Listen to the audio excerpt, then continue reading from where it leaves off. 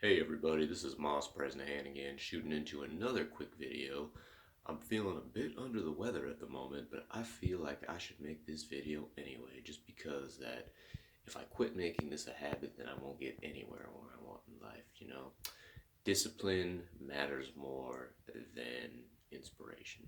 But let's carry on, shall we? So, in this video, I want to talk about how if you're overly nice, you'll never get what you want in life.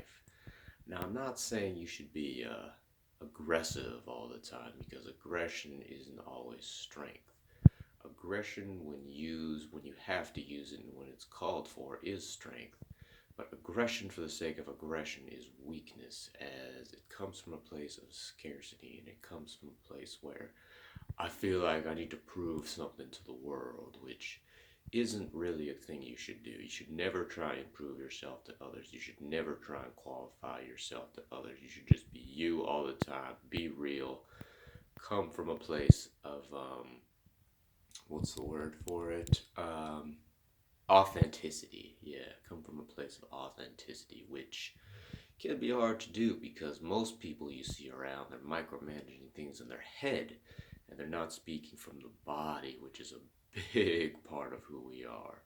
And it's a big part of where our inspiration comes because our head is just a collection of thoughts that we've picked up from everywhere. So when you think about it, it's not really you.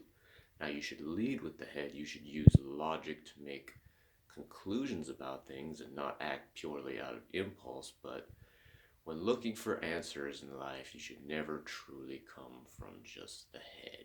But back to being overly nice, you see, that's not true power. You see guys, especially in these rom-com movies, I don't really watch a lot of them, but I've seen them.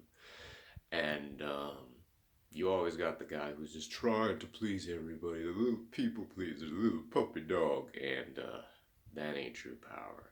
But at the same time, neither is being overly aggressive, and neither is trying to force your way into everything. You know people like this, and while there is a time and place for that, and there's even a time and place to be nice sometimes, but you should always breathe into the body and always be aware of your surroundings and always feel into the moment to see what's best, because I'm sure most of you are familiar with the quote, "The meek shall inherit," which is a lot of people think it means something completely different than what it originally meant, which is, oh, if you're overly nice all the time and you just act like a doormat, you'll inherit the afterlife. You'll go to heaven or whatever you believe in.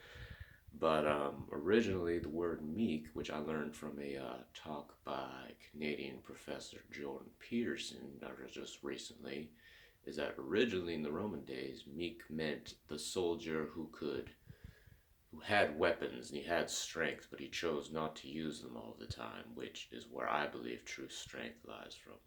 You should be dangerous. You should have power. You should learn.